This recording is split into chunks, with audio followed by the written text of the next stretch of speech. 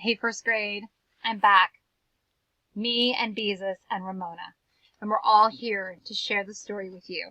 Now, when we left off yesterday, Wayne and Ramona were fighting over Wayne's sucker, which I have to admit, it's pretty gross if Ramona grabbed Wayne's sucker and started to eat it.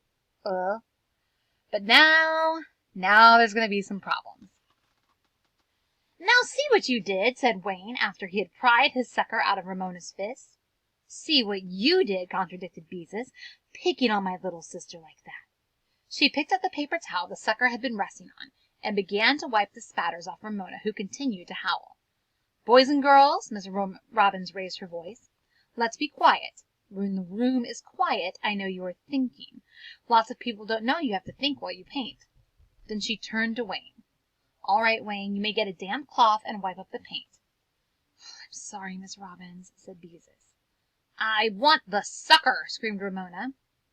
Suddenly Beezus decided she had had enough. The art class was one place where Ramona was not supposed to be. She was supposed to play in the sand pile. Mother had said so. She was not supposed to upset the class and spoil everything with one of her tantrums. Beezus made up her mind she was going to do something about it right now, too, though she didn't know what. "Ramona, stop that this instant!" Beezus ordered. "Go out and play in the sand pile, or I'll..." Frantically, Beezus tried to think of what she could do. Then she had an inspiration. "Or I'll tickle you," she finished. "I guess I do have some imagination after all," she thought triumphantly. Instantly Ramona stopped crying. She hugged herself and stared at Beezus. "Don't tickle, Beezus," she begged. "Please don't tickle." "Then go out and play in the sand pile like Mother says you're supposed to," said Beezus.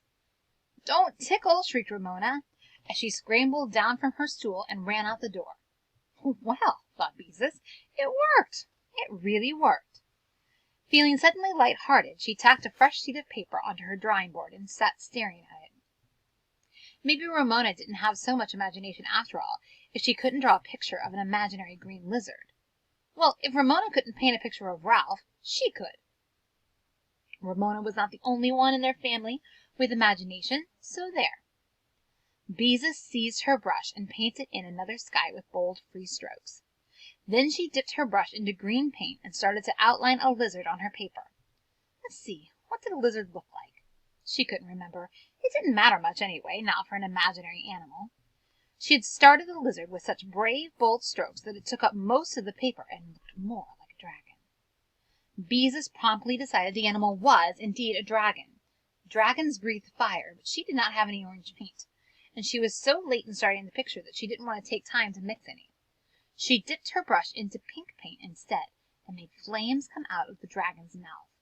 Only they didn't look like flames. They looked more like the spun sugar candy Beezus had once eaten at the circus. She was talking about cotton candy. And a dragon breathing clouds of pink candy was more fun than an ordinary flame-breathing dragon. Forgetting everyone around her, Beezus made the pink clouds bigger and fluffier. Dragons had pointed things down their backs, so Beezus made a row of spines down the back. They did not look quite right, more like slanting sticks than spines. Well, they were lollipop sticks, of course. At that Beezus laughed to herself. Naturally, a dragon that breathed pink spun sugar would have lollipops down its back. Eagerly she dipped her brush into red paint and put a strawberry lollipop on one of the sticks. She painted a different flavor on each stick, finishing with a grape-flavored lollipop like the one Rain and Ramona had shared. Then she held her drawing board at arm's length. She was pleased with her dragon. It was funny and colorful and really imaginary. Beezus wondered what she should do next. Then she remembered that Miss Robbins often said it was important for an artist to know when to stop painting. Maybe she'd spoil her picture if she added anything. Nope, just one more touch. She dipped her brush into yellow paint and gave the dragon an eye, a lemon drop eye. There, her imaginary animal was finished. By the time it was 4:30 and most of the boys and girls had put away their drawing boards and washed their muffin tins, several mothers who had come for their children were wandering around the room looking at the paintings. "Those who have finished, wash your hands clean," said Miss Robbins, "and I mean clean." Then she came across the room to Beezus. "Why, Beezus!" she exclaimed. "This is a picture to be proud of." I don't know whether a dragon should have lollipops down his back or not, but they were fun to paint, said Beezus. Of course he can have lollipops down his back. It's a splendid idea. After all, no one has ever seen a dragon, so no one knows how they should look. Miss Robbins turned to several of the mothers and said with admiration in her voice, "Here's a girl with real imagination." Beezus smiled modestly at her toes, while the mothers admired her picture. "We'll tack this in the very center of the wall for next week's class to see," said Miss Robbins. "It was fun to paint," confided Beezus, her face flushed with pleasure. "Of course it was," said Miss Robbins, as she carefully placed the picture in the center of the wall. "Didn't I tell you you worked too hard at painting before?" Beezus nodded.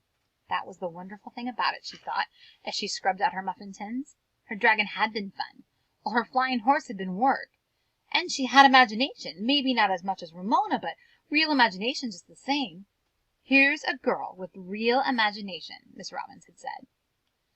A girl with real imagination. A girl with real imagination. Beezus thought as she left the building and ran across the park to the sand pile.